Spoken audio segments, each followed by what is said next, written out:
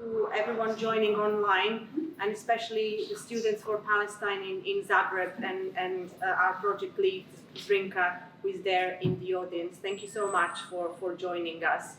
And it's such a pleasure to join, to introduce Ahmed Masoud and Sophie Chamas here to the University of Brighton, who are joining us here to talk about the politics of fiction in times of genocide and occupation. And I'm just going to briefly introduce Ahmed and Sophie. My name is Vedrana Velichkovic. I'm part of the Kapano project on the cartography of the political novel. And the project sets out to examine how people in different national and cultural contexts engage with contemporary political issues and thereby have their share in shaping European societies and politics in the 21st century. And we are one of the partners on this project. So as part of our remit on this project, we usually host conversations between contemporary writers and political theorists. And this is our second event in the series. And our aim for this particular series, we always wanted to invite a Palestinian author as part of this project, particularly what's happening in the world today. So we are very grateful to have him both here. And I'm just going to introduce Ahmed Masoud, who is the author of the acclaimed novels Vanished, The Mysterious Disappearance of Mustafa Uda and Come What May. Ahmed is a writer, poet and director who grew up in Palestine and moved to the UK in 2002. Ahmed's theatre and radio drama credits include The Florist of Rafah, Passports, Jinn, Mo Salah and Other Complicated Things, Application 39, The Shroud Maker, Camouflage, Voila, Loyalty. He's such a prolific writer and cultural activist. He is also the founder of Al Zaytuna Dance Theatre, where he wrote and directed many productions with subsequent tours in the UK, including Unto the Breach, Between the Fleeting Worlds, Ilahive, Hassad. After finishing his PhD research, Ahmed published many journals and articles, including a chapter in Britain and the Muslim World, a historical perspective. And most recently, he launched his new artistic initiative called How Art Collective, and I'm sure he'll tell us more about this. We're also very pleased to have Sophie Chamas here. Am I pronouncing your surname right? Sophie's research sits at the intersection of feminist and queer political theory, Middle East studies, social movement studies, and cultural studies. Overall, their work explores the life, death, and afterlife of radical political imagination in the Middle East and its diaspora. They have written about the evolving nature of queerophobia as a means of authorizing state power in the Middle East, queer Arab reimagining of both queerness and Arabness, and the potentiality of their dialectical relationship.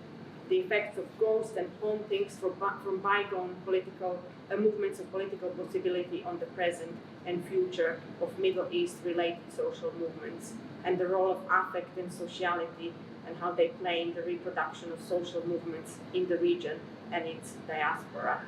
All of their research is informed by what anthropologist Miyazaki calls hope as method, a dedication to exploring what is not yet rather than what has already become. And we've all agreed that it's very difficult to be hopeful in these times, and I'm sure they will be touching upon some of these questions. So Sophie will moderate the conversation with Ahmed, and then after the discussion finishes, we will have some time for questions from our audience, both online and in person. So please give a warm welcome to Ahmed and Sophie.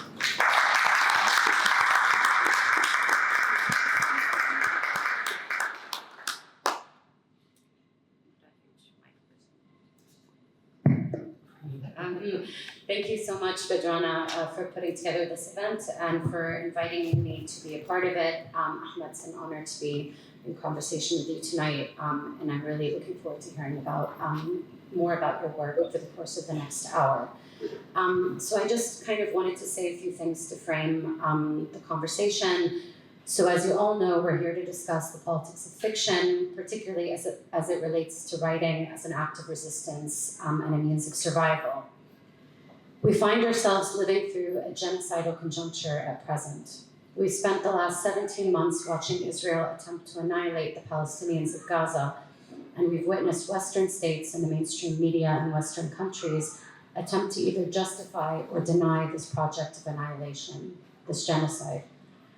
Accompanying killing, the taking of human life on a mass scale, we've also witnessed attempts to criminalize and erase the very idea of Palestine and what it means to be Palestinian across time, space, and experience. So in light of this, I wanted to begin by asking Ahmed a more general and difficult question before we delve into the specificity of his work. So what does it mean to you to be a storyteller as a Palestinian from Gaza in this horrific historical moment that we're currently living through? What does it mean to tell your stories in the face of genocidal violence? Thank you, Sophie, and thanks everybody for coming in this beautiful evening here. You have to excuse my voice. Today, for some reason, I got a bit of a sore throat. I never get ill, so it's not infectious, don't worry. It's just too much smoking and drinking sometimes, which is very much needed these days. Thank you. I mean, it's an interesting one because we talk about this time as if it is kind of like labeled for the last 15 months or 16 months. But this time for us has been over 75 years, and even before that as well. A lot of people just say that the war started in October 23, but for us, the war has never ended. The war has been continuous for over 75 years. I was born and raised in a refugee camp in Jabalia, and I can testify that, and I can tell you about life in that early part, and a lot of my writing is about that. So when I'm talk about storytelling, is really not so much about a reflection of now. It's really the need to talk and to scream and to shout and to actually tell my story regardless of what is happening exactly right now. It's an inherent memory, an inherent trauma that I've lived through all my life. My father passed away 2 years ago, just before the genocide. And what killed him was depression, political depression. In 2021, there was a war in Gaza, a big war that not many people talk about. There was a bombing next to our house. The entire house was kind of destroyed. And from then on, my dad stopped talking, stopped communicating, and just went into a dark space. A year later, he passed away. So all of that is really kind of the backdrop. It's almost like the theater, the green room of our storytelling. But for me, the reason I do it and I tell stories is not to try and explain, but to try to process things myself. So I write because I want to write, and I write because it's an important story to be told, regardless of the existing situation, the current situation right now. But there is another part to it, which is I write because I have a duty to write. It's what I know. It's what I know in terms of resistance and how to resist. It's through my writing and through my pen. I don't know what else to do in terms of trying to resist and to defend my people and my culture, which is facing annihilation at the moment. So for me, it's a mixture of a duty, which is the less important part, but more of a need, a deep need from inside me to kind of tell stories as much as possible. And I think Palestinian literature in general has done that and tried to balance that throughout the last few decades. Is it important? Is it going to change the world? Is it going to stop the genocide? I don't think so. I don't think it will. For sure, it won't. But what it will do is that it will do two things. Writing and books will do two things. One, it will record that sort of violence sort of imposed on us. That slow violence, not the immediate violence, not the violence that you see on Instagram, on posts, on social media, on newsreels, which is too much, too big to even remember sometimes. We've all seen horrific stories, seen horrific scenes. How much of those are going to stick in your memory later on? It might be a couple, the famous ones.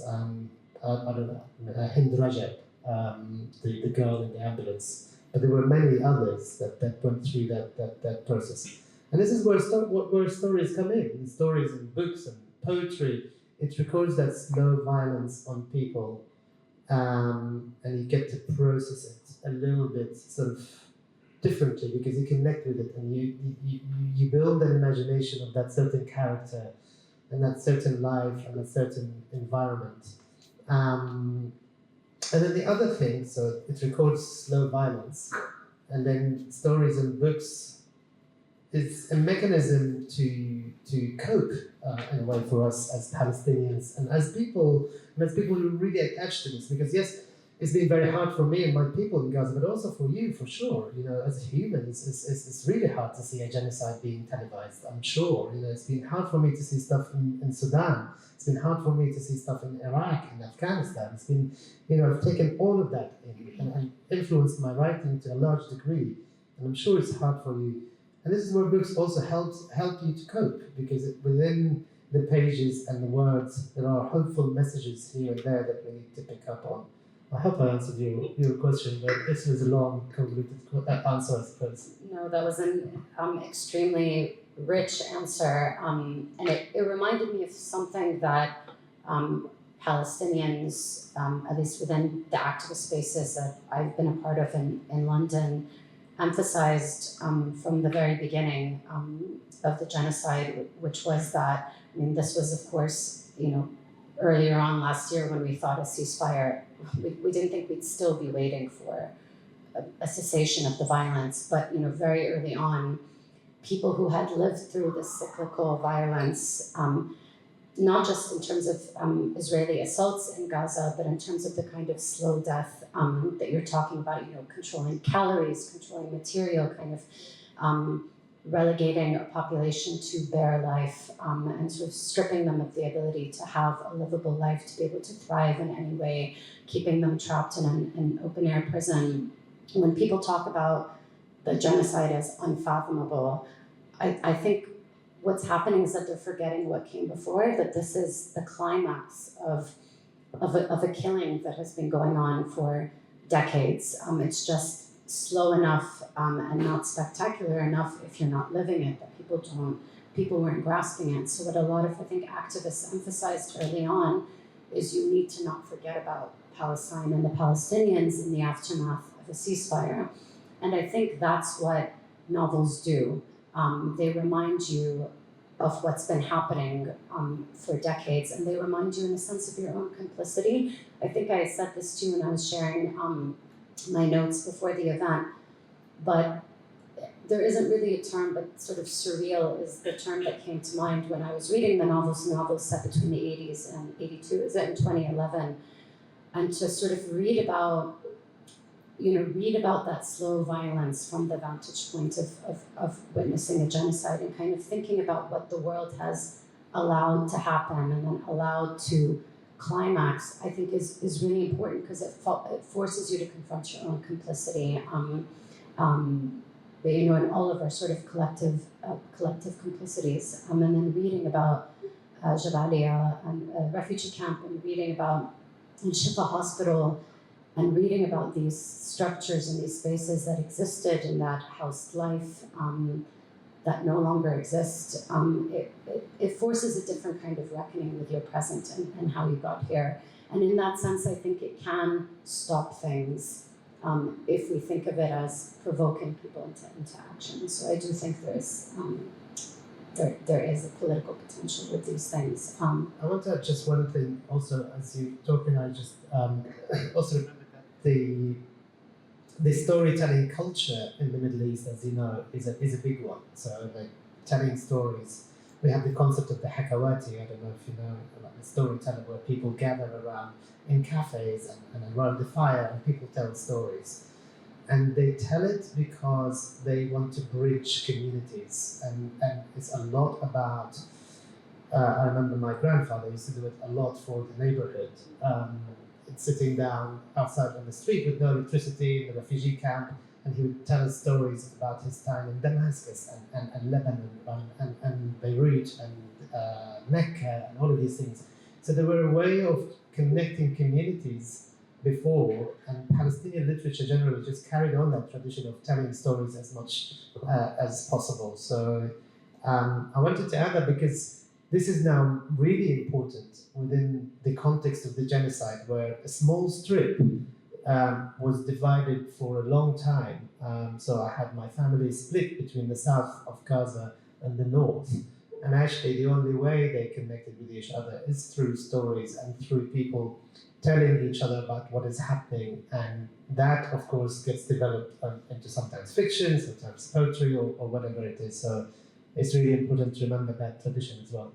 Yeah, absolutely. I think for people, my mother's from South Lebanon, and there's a very strong connection between Palestinian people and the people of South Lebanon for a variety of reasons, but also one of the reasons it doesn't get talked about is, the south of Lebanon was once considered the Upper Galilee, and obviously Lebanon, like all Arab states, is a modern creation. The people of the south never felt connected to the people of Beirut or the people of Tripoli, who felt more connected to Syria, for example. And so stories remind us of what was as well, which I think is quite important in terms of imagining your way out of the horrors of the present. I wanted to say also on what you were saying about stories earlier on, I think part of what they do is also, amongst the many tragedies that in terms of what's been happening to the people of Gaza is also their reduction to pure statistics. So like you said, people remember certain stories, and the sort of most horrific ones that they get access to, like Hind Rajab, but the everyday lives of all of the people that are killed also get erased, even by those who are committed to supporting Palestinians. It's just impossible to know all of those stories. And so Palestinians telling their own stories, their family stories, is also an important part in terms of thinking about survival across generations and not just survival in terms of individuals. I think this is maybe a good segue into talking about the novel as a political form. So as Joanna mentioned, this event is part of a project on the political novel, and I was wondering if you could tell us how you understand that category. You've touched on it a bit, but maybe say a bit more about what a political novel is to you. I mean, is there a novel that is not political? I don't know. I don't remember reading any novel that wasn't political. 50 Shades of Grey is political as well. I mean, it has the reality. What is politics in the end? It's everyday life. It's what influences us. It's what shapes our lives, and it's a set of rules and systems that seeps into our personal life and the details that we are allowed and what we're not allowed to do, and that's what politics is. And it's interesting because often I describe my novels as like the politics is the backdrop, but actually, it's everything about it, And I remember when my first novel vanished. So the character is also a coming of age story, right? So it's a boy, growing up in the span of 30 years, looking for his missing father. And it's a mystery thriller novel, trying to find out what happened to his father. And we'll talk about that novel in a bit. But the point here is that I remember the editors and the publishers going like, but surely the boy doesn't know about this kind of political event. And he sounds a bit more kind of advanced for his age politically. But what they didn't realize in Palestine is that we know the difference between an F-16 and an F-30 and the different types of bullets. And in fact, my mum, who is 75 years old, can tell, she told me that she knew the difference between a British drone flying over Gaza and an Israeli drone. When the first time, because Britain has been involved in this genocide, not complicit, but involved, because they've been flying drones over Gaza, fueling Israeli military warplanes as well. And the first time they heard those drones, that people recognized them. Not just my mum, but the children and everything. So that politics becomes part of your life. When I was young, I remember knowing the exact difference between the sound of that tank and recognizing them, So politics gets straight into everything you do and you think about.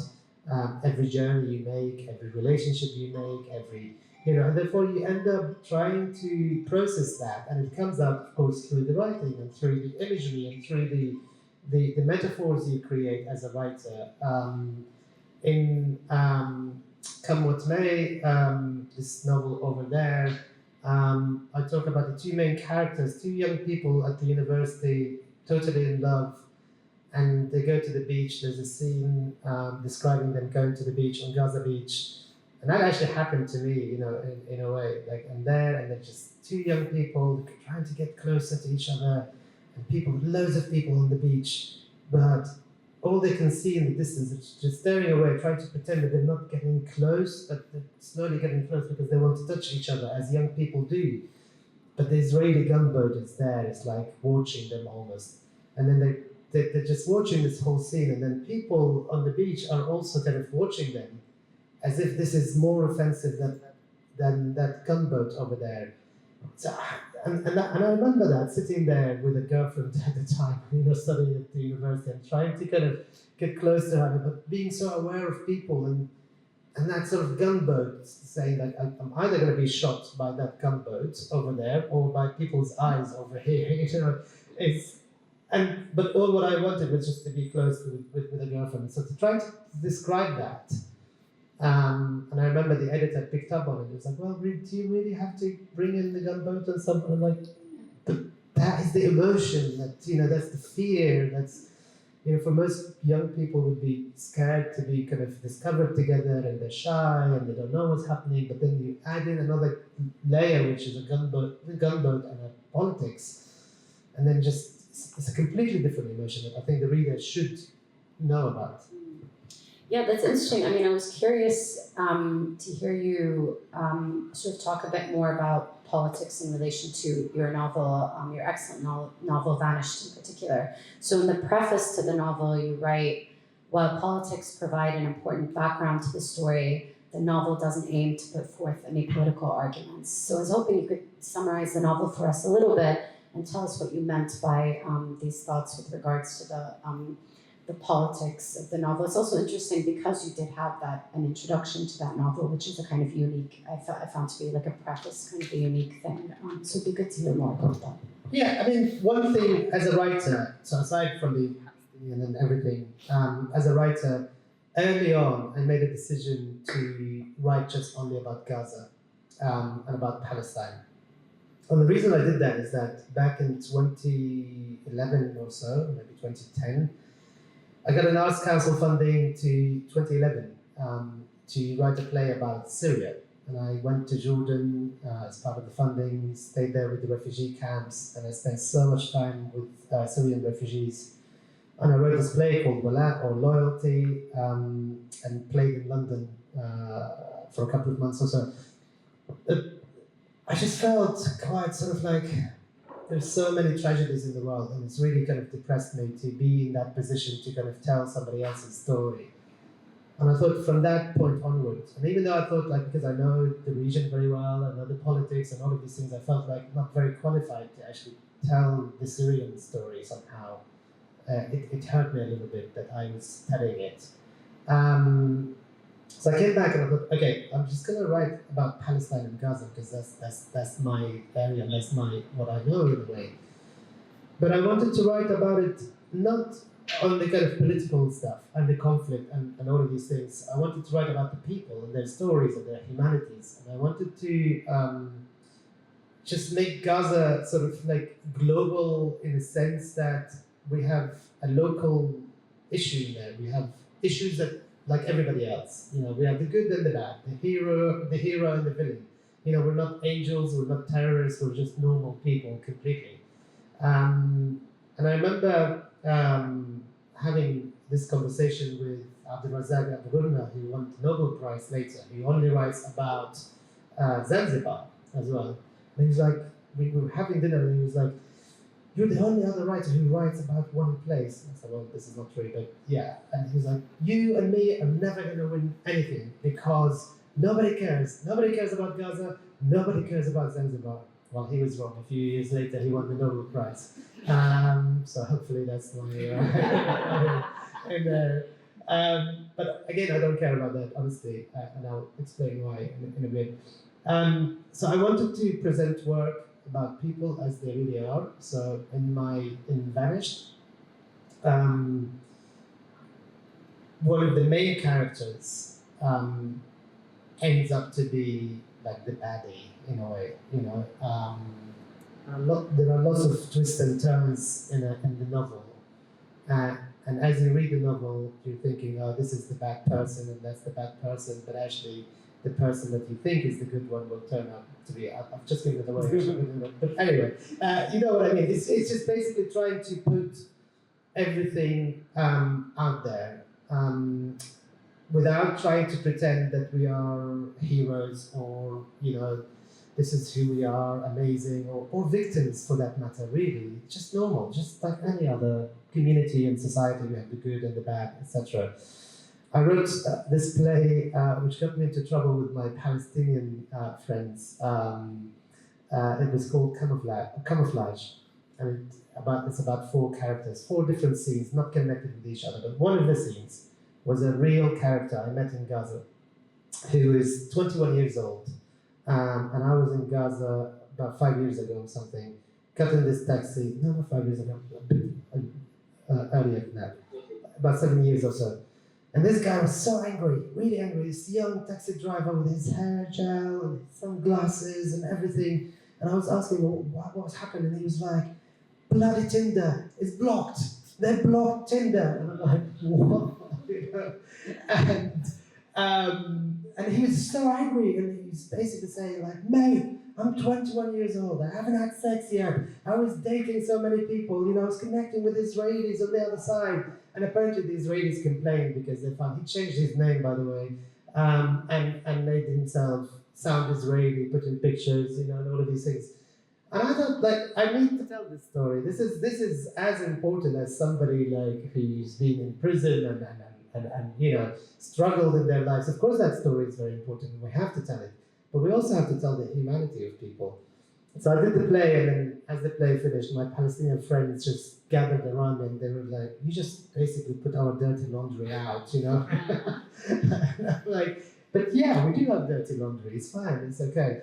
So I suppose that's what I meant by that. It's the fact that, yes, the politics is the backdrop. Yes, their struggle comes from politics. Yes, he hasn't, you know, basically connected with Israelis because he's not allowed, he can't, you know, and all of these things because of the division in Gaza as an open-air prison.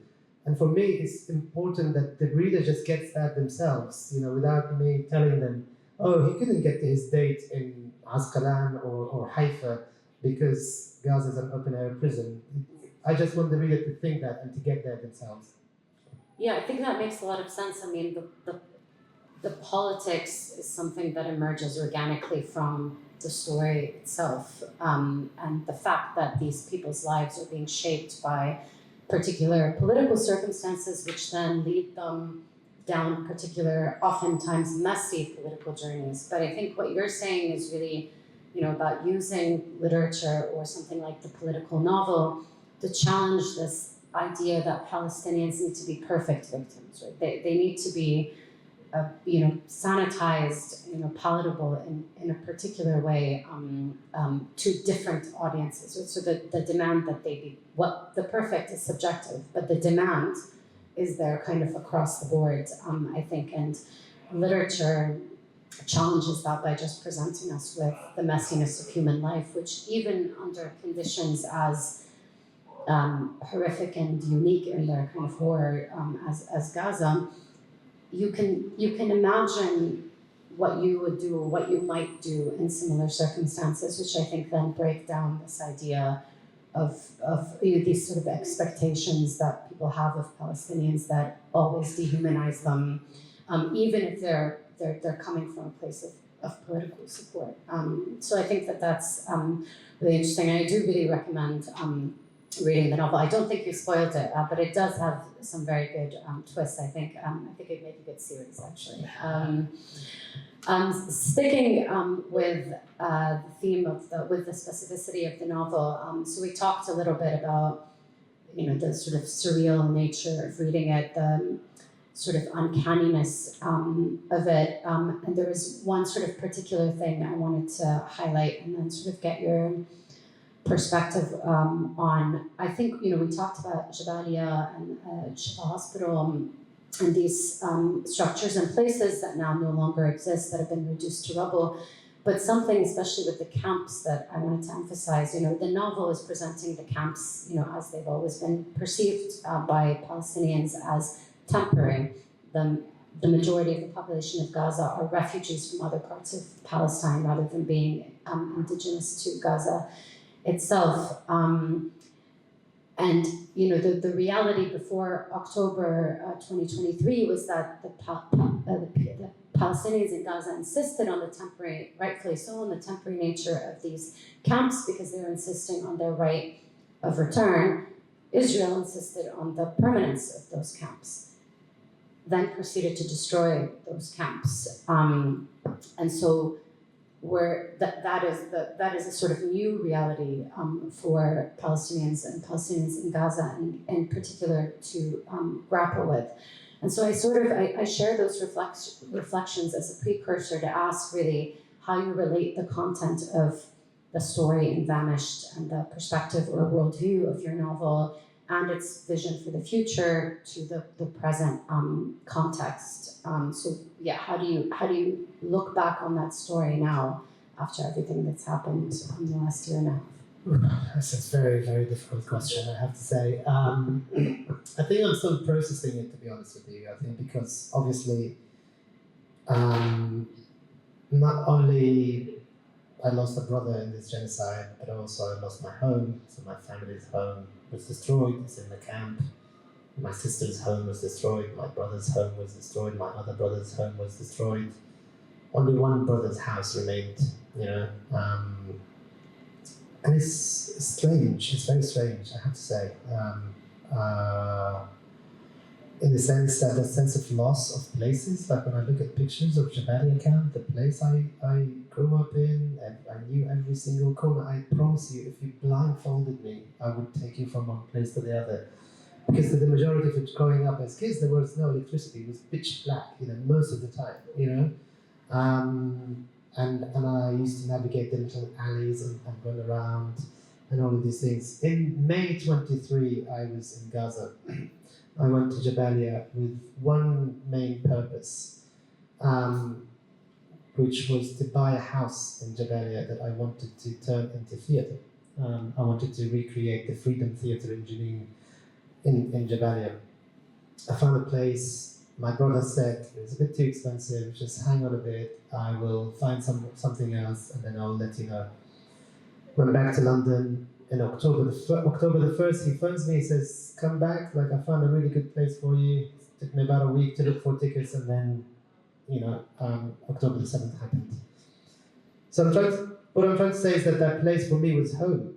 Even though it was temporary, it was difficult, but it was home, it had memories, it had family, it had a lot of hope in a sense that one day this will become a tourist attraction, that this is, Palestine is free, people are free, all humans in this land are free, they have equal civil human rights, and these camps will become just a tourist attractions, and we have cafes and theatres.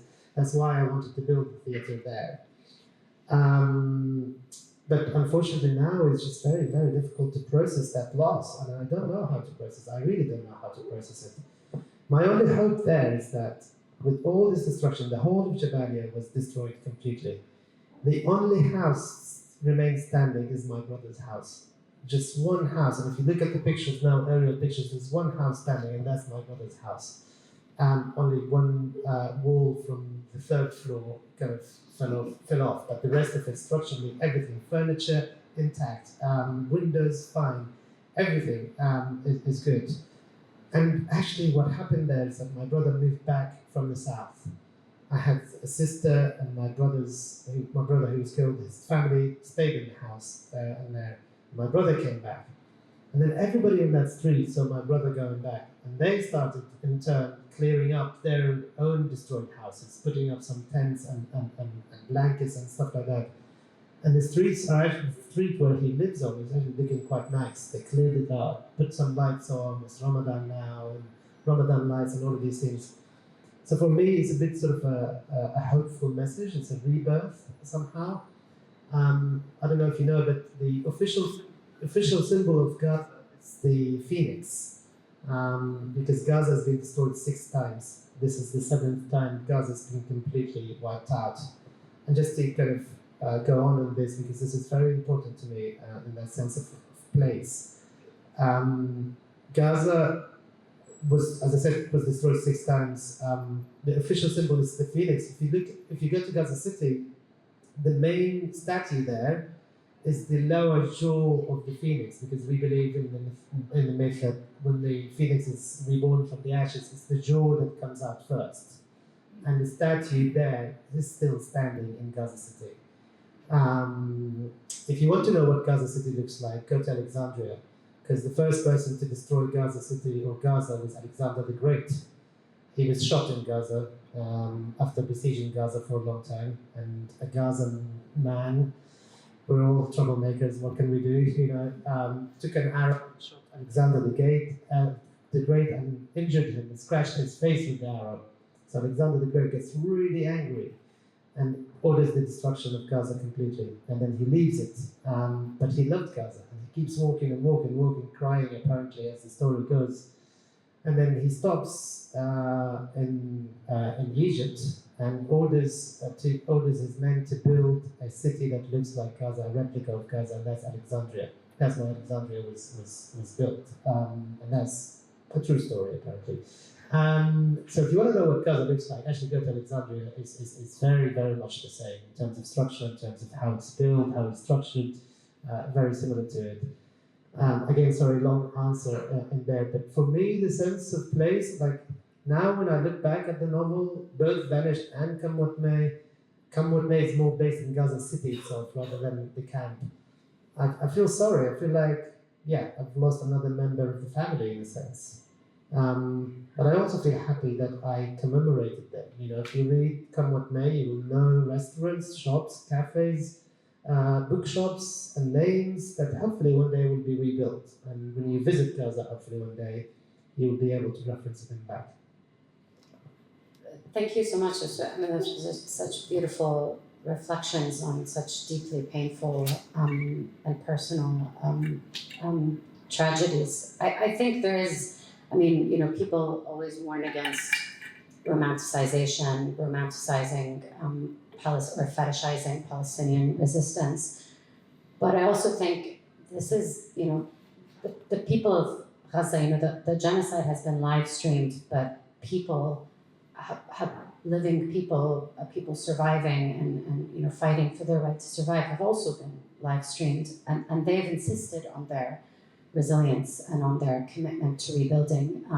I remember, you know, when the ceasefire started and people started to go back to look through the rubble for their homes, I remember my mom texting me and saying, it's amazing, like you're watching people immediately start to put brick to brick, and it is astounding. And I think the way I think about that is, how dare I be hopeless if the people that are living through this, the people of South Lebanon are very similar, and that is how they reacted to, you know, going home as well. In their case, standing up to, you know, the Israeli tanks not letting them go home. And so I think we need to follow the lead of the people who are living through this themselves in terms of hopefulness and hopelessness. And I think what you said about that it's temporary but it's home, I think that it's a kind of beautiful paradox, and I think it comes from a love for Palestine, you know, and Palestinianness, and not, you know, thinking about,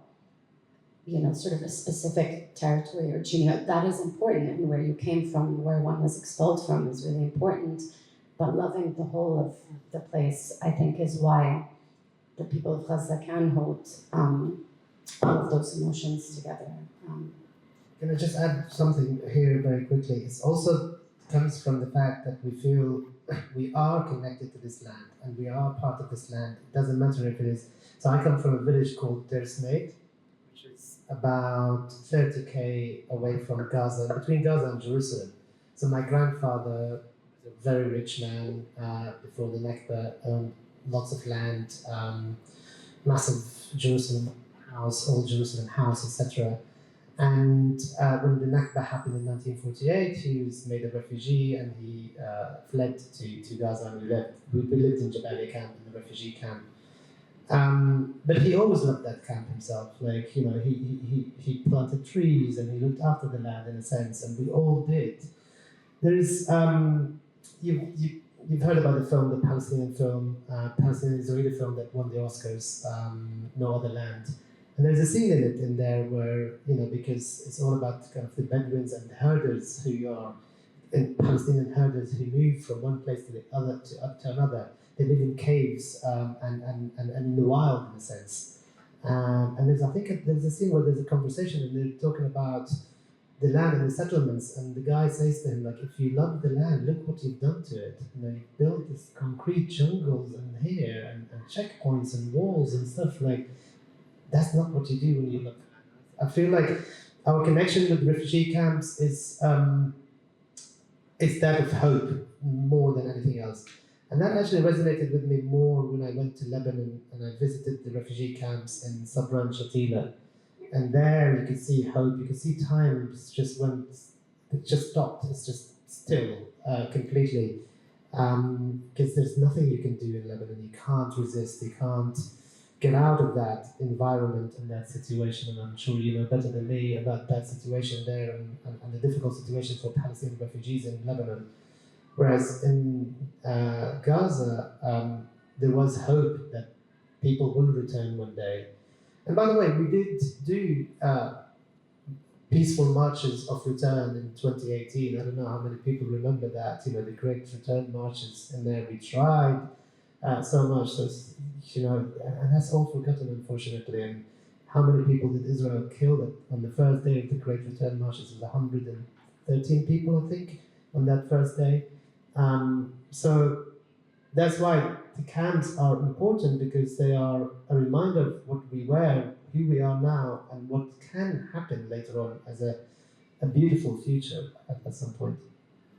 It's really beautiful, thank you. I wanted to, you touched on this a bit earlier, but I wanted to ask you a bit more about the role of the child in your novel, in Vanished. So the protagonist, Ahmed, we get to know both as an adult, mostly in the diaspora in London, trying to travel to Gaza.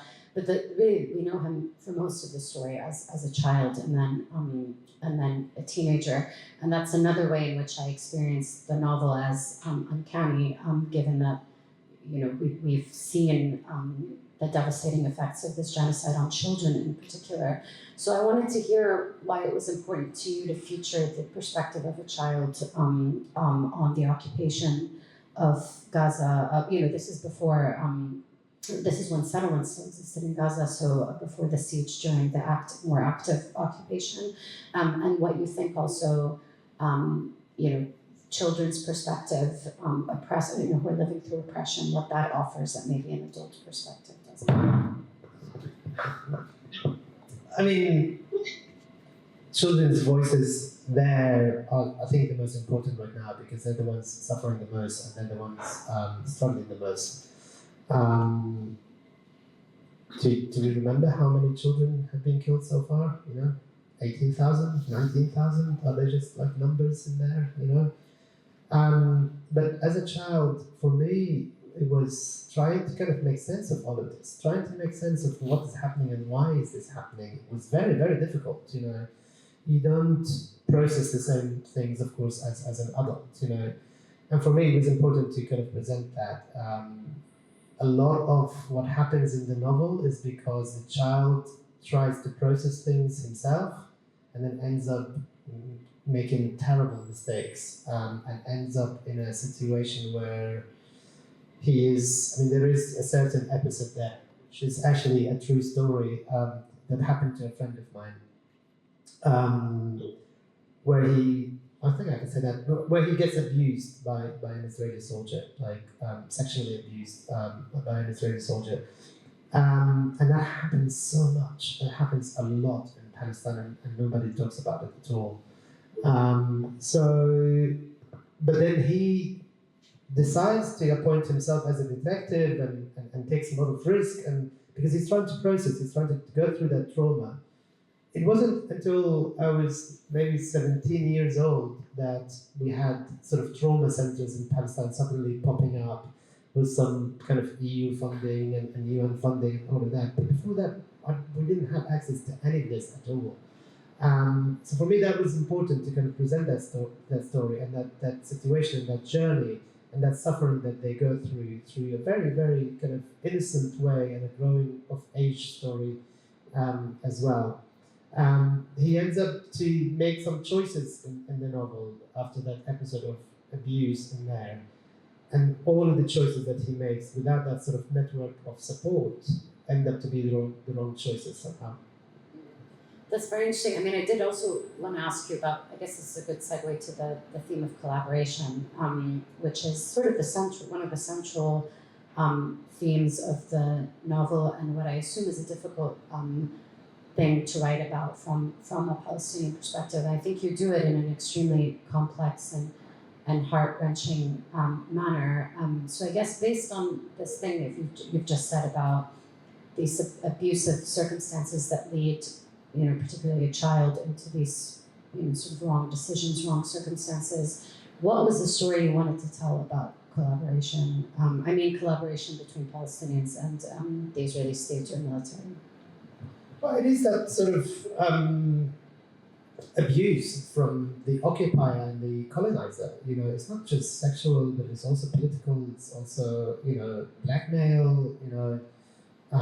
It's trying to expose that, and when you practice that on a child, it's even worse. It's horrific. It's absolutely horrific. So that story I told you about is my friend's story, and he didn't tell me that story until we got to university. We grew up like he was my neighbor, and he didn't tell me that story, that this happened to him, until we got to university. When I wrote the story, I had to get his permission, of course, and the whole context is different, completely different, but I wanted to represent that so much, because imagine a child going through this, his entire life is going through age, and not kind of be able to talk about it or speak about it to anybody. So I wanted to kind of represent that a little bit. And then the other thing for me was about trying to kind of zoom in on the impact on the individual from the occupation. When you think of the occupation, you think of soldiers and politics again, but it's just trying to zoom in down on the idea of collaboration, because we do have collaborators. People do collaborate with the oppressor because they get scared, they get incentivized with money, easy life, etc., and all of these things. It can be attractive, and sometimes you don't have any choice at all. I think we deal with it as Palestinian writers in general a lot better than the other side deals with it in a way. We talk about the Israelis a lot more than they talk about us, by the way. And many novels before, like for example, Emel Habibi's The Peace Optimist, is a classic Palestinian novel, talks about a collaborator basically. The main character is a collaborator. Or an informer who gives information to the authorities.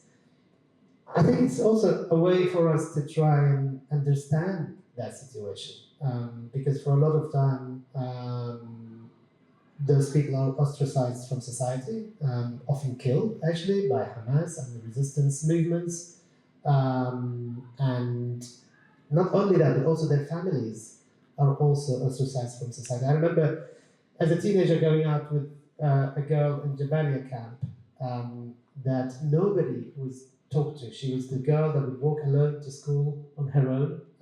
At school, nobody would talk to her, nobody would deal with her, and that's because her dad was a collaborator. And imagine that trauma that she had to live with, and started going out together, and then the trauma that she lives through. And her dad was killed as a collaborator. The Hamas found out. Actually, it wasn't Hamas, it was Fatah then. Who killed him.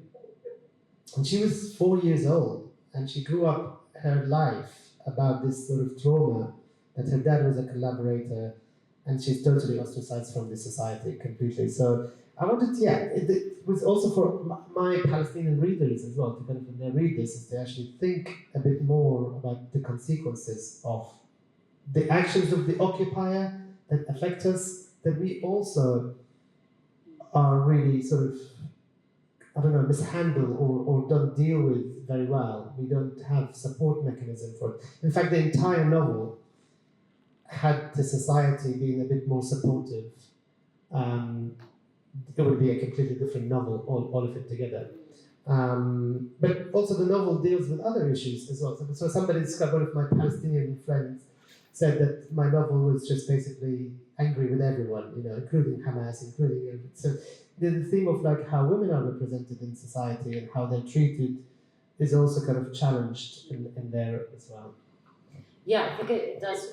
It paints a complex picture of life under occupation, and like I said earlier, doesn't try to, portray Palestinians or present them as perfect victims. I think the interesting thing with how it deals with collaboration, I mean, obviously there are many reasons why people, why a Palestinian person would collaborate with the Israeli state or military. Sometimes it is purely for personal gain, but often it's a much more complicated picture than that, and it's important to grapple with the sort of either forcing or creating the conditions where someone feels like not collaborating is an impossibility is also a key part of the way Israeli settler colonialism works and is able to maintain and reproduce itself, because it also depends on crushing the Palestinian spirit as well, and creating, and the idea of Palestinianness, which depends on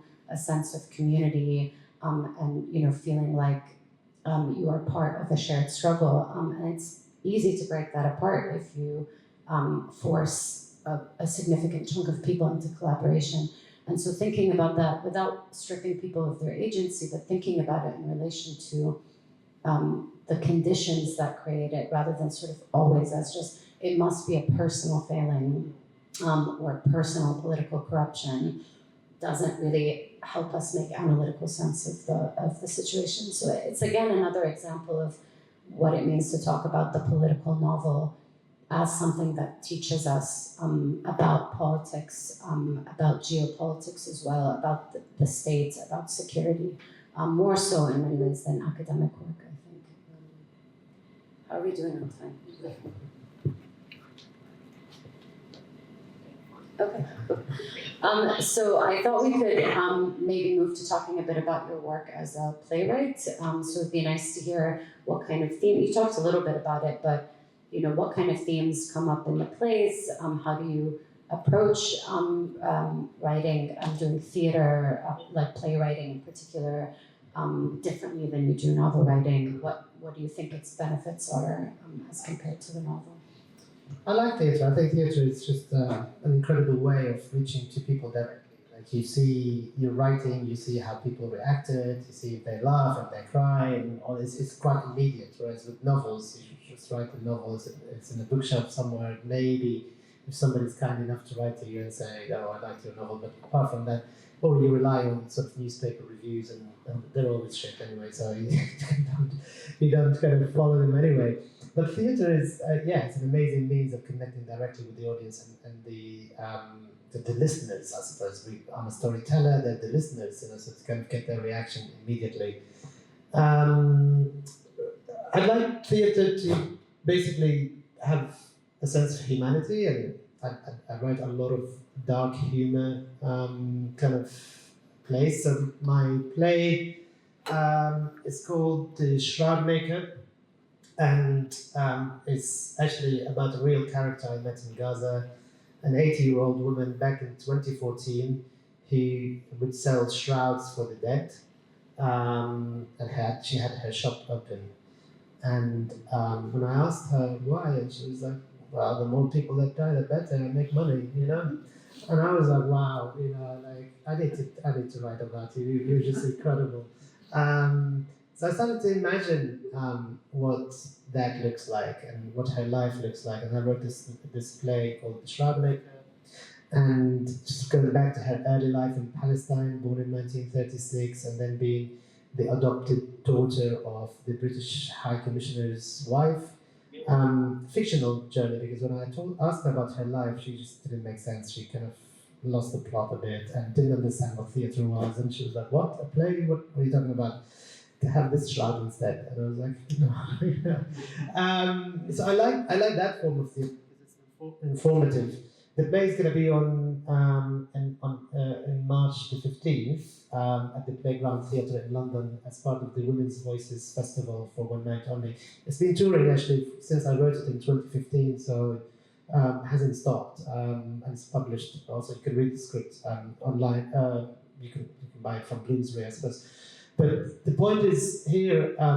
It's those stories that actually stay with people a lot. A lot of people talk more about my play than my other novels and writing, because they kind of connect with it, they can see it and all of these things. And you can touch people's hearts through dark humor a lot more, you can just get the messages across. My new play is going to be in May. It's going to be part of the Shubak Festival in London, and it's set in the future. It's about Gaza winning the rights to host the Olympics, the 39th Summer Olympics. So it's sort of like, it just kind of creates that imaginary world that you can actually imagine a future. With theatre, you can, because it's all fictional, it's all like you're there in that space, it's not real, you can do anything, I suppose, in there. So yeah, I prefer theatre to novels, to be honest with you, because you get that interaction. You get the set designer who goes like, what? How is that gonna happen? You get the lighting designer, you get the costume designer, everybody's kind of working on your words and then you get the actors who just basically sort of like read your words and you kind of think, shit, I wrote that, and that doesn't sound right. And then, it's more collaborative, I suppose. Whereas with a novel, it's only until it gets to an editor's kind of desk is you kind of get a proper sense of feedback. You give the novel to friends and family, but they all tell you good things.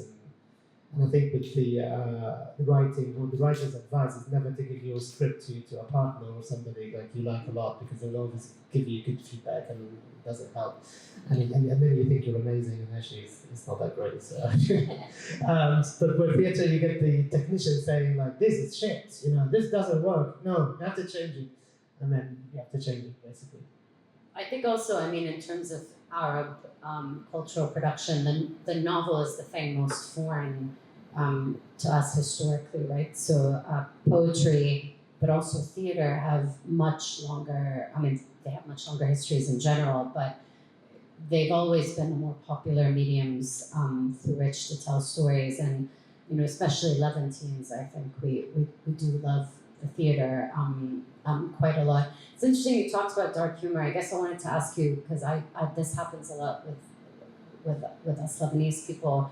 Do you find that particularly when Westerners interact with your work, they have sort of difficulty grappling with dark humor used as a medium to deal with tragedy? Because I've heard Lebanese people are like that, and for Westerners especially, it can be quite shocking to see the way we joke about war or occupation or massacres.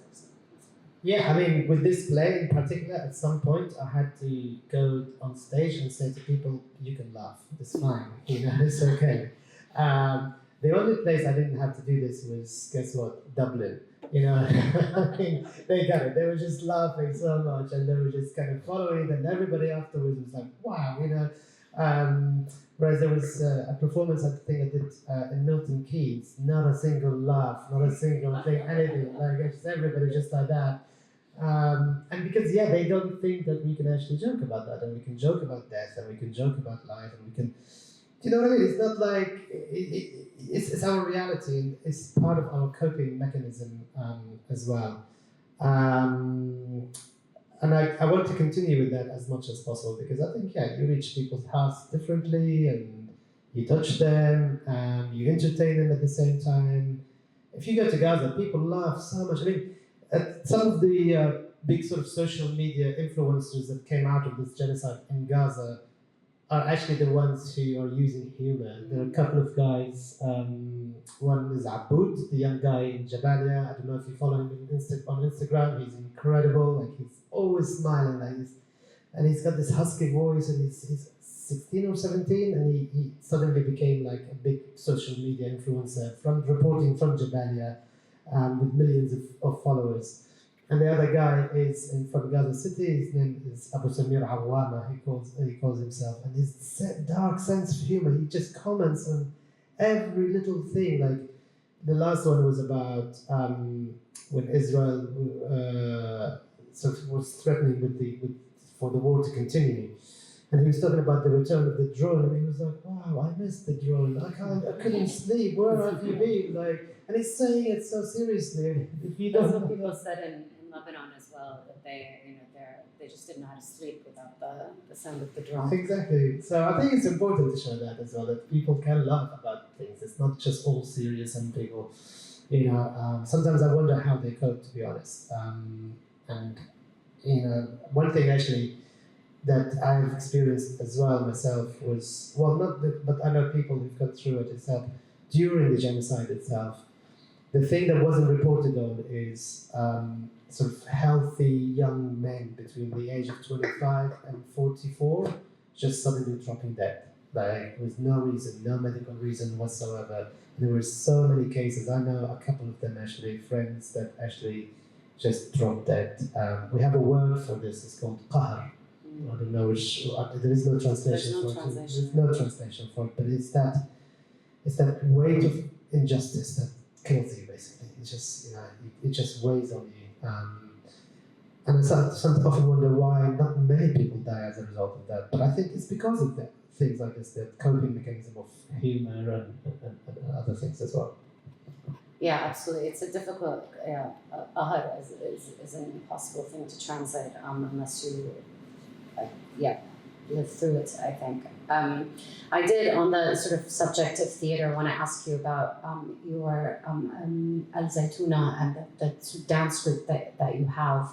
I was particularly curious. I was reading this on your website, that you've done a dance adaptation of Shakespeare's Henry V set in Palestine, and I'm really curious to know more about that and what it looked like, but also how was it received?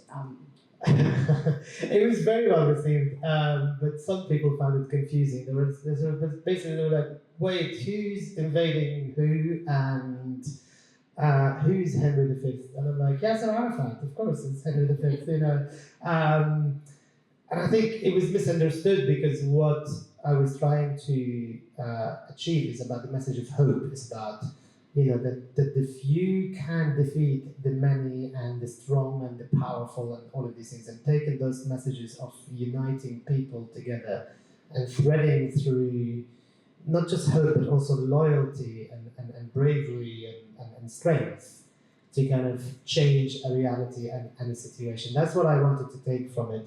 And that's what I presented, I think. But I think, some people found it a little bit confusing in terms of because often people get hung up on, because it's familiar to them, it's Shakespeare, it's Henry V, so who's Shakespeare, who's Henry V, and all of that. But that wasn't important to me. But it was fun, it was fun to make a dance adaptation of Henry V set in Palestine. It was like crazy, but it worked in the end. What do you think it is about dance? I mean, obviously the dabke is a big sort of cultural medium through which Palestinians express themselves.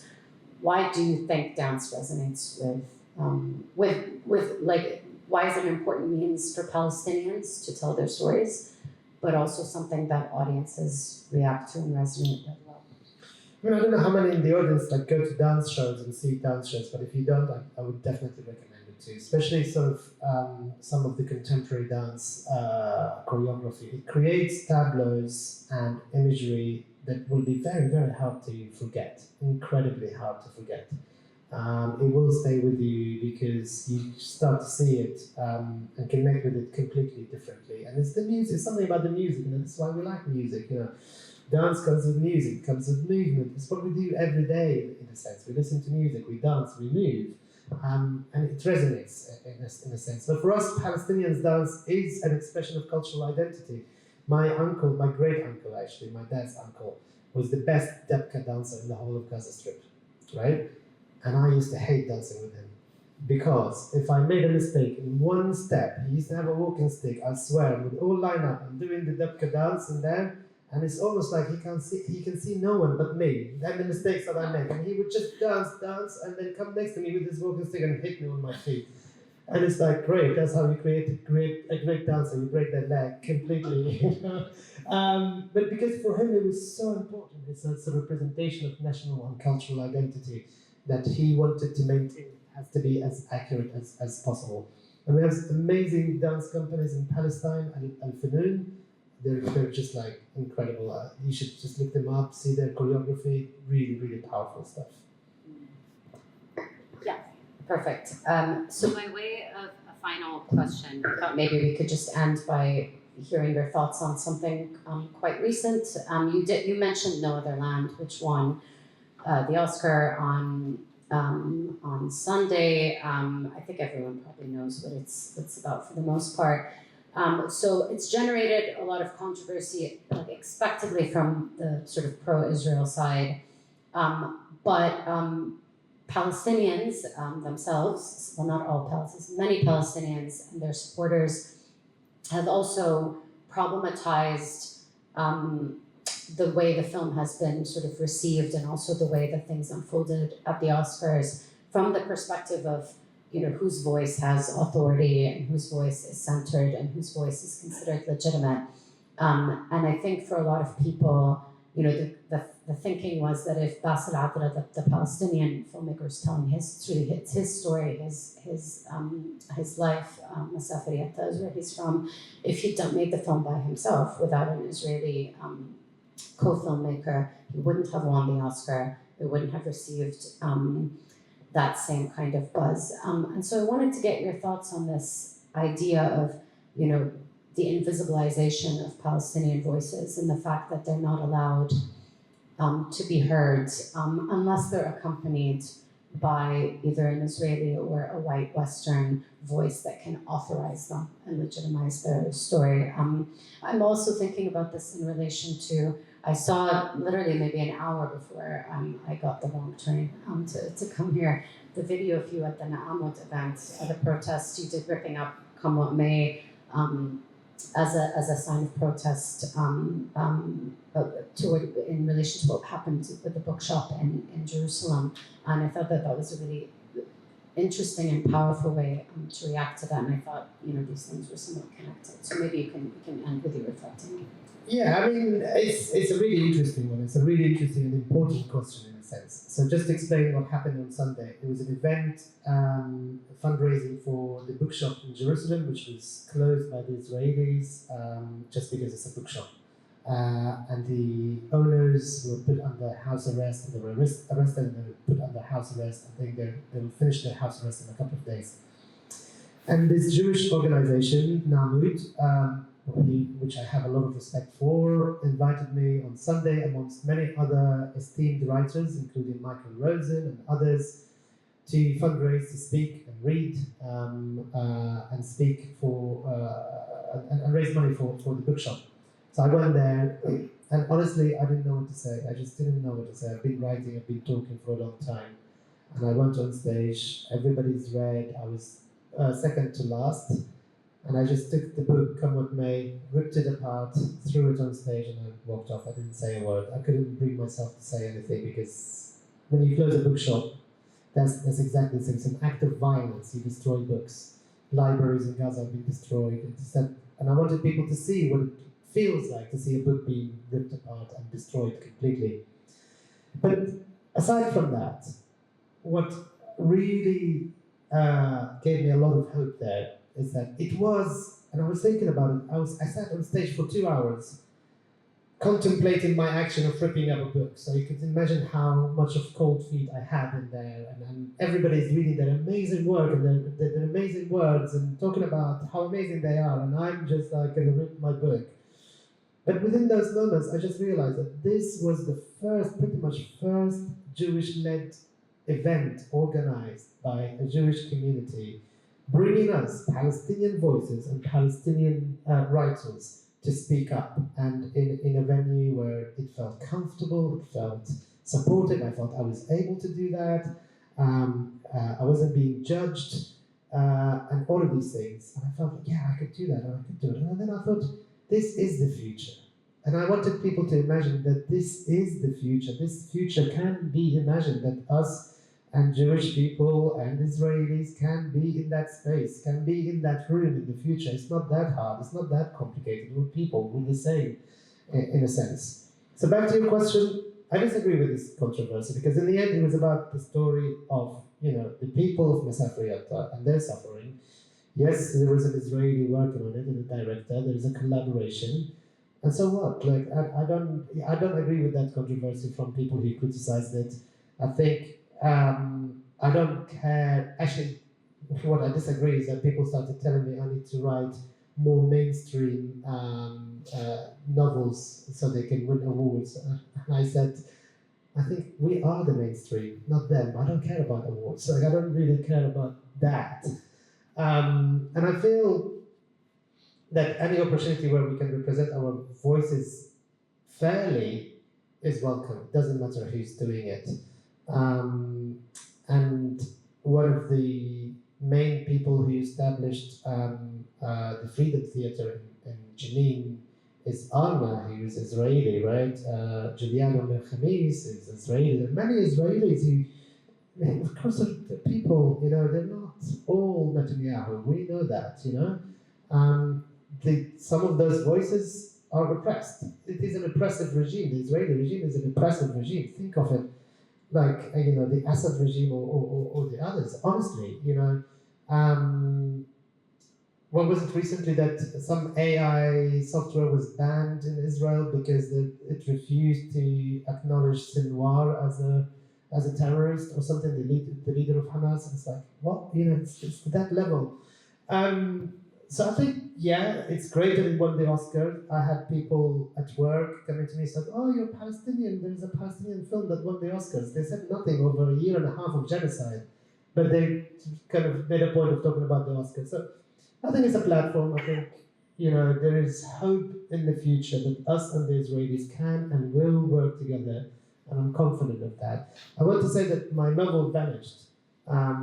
We got the publisher got a message from a reviewer, New York Times. They I'm a reviewer. I want to review the book, and we sent him a copy, or the publisher sent him a copy.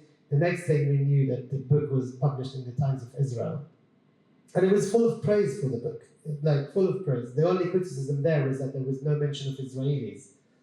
And I remember writing to him and saying, thank you for your review, and I thank you for your criticism, but how could I write about Israelis if I've never met them?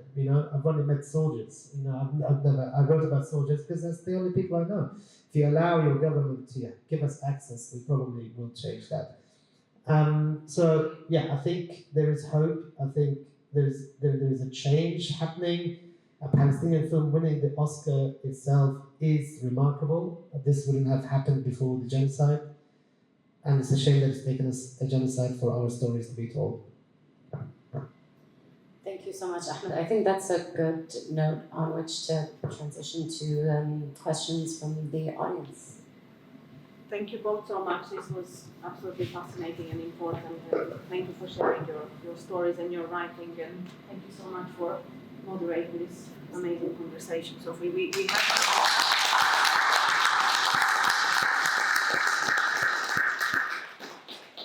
hopefully our online audience can hear us. Zrinka, I will come to you first just to check whether you or your students have any questions that they might want to ask. I think you are on mute.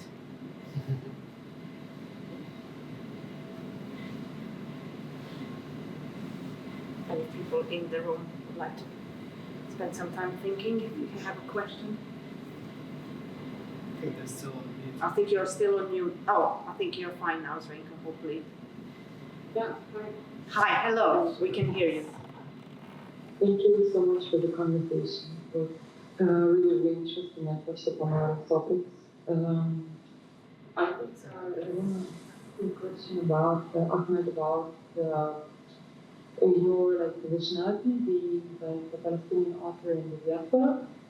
I'm thinking, for example, in the Croatian context of Dubravka Ugresic, the late author that, it was different from the context that she was expelled basically from the country during the wartime because she was kind of this like pacifist, well not a pacifist voice, but the voice that was a voice of humanity, talking equally about the creation side, the complexities of the power dynamics, as you said, like the also like the small things that how it is to be on any side. But I don't think like it applies very well to the Palestinian context, obviously, but still, I believe there is this like peculiar right position of being in the diaspora, and also, if I understood correctly, your biography, you also grew up in the UK. You left early from Palestine? No? I'm sorry, okay. Anyway, I would be really interested in hearing your perspective on being a diasporic author and what does it mean for you?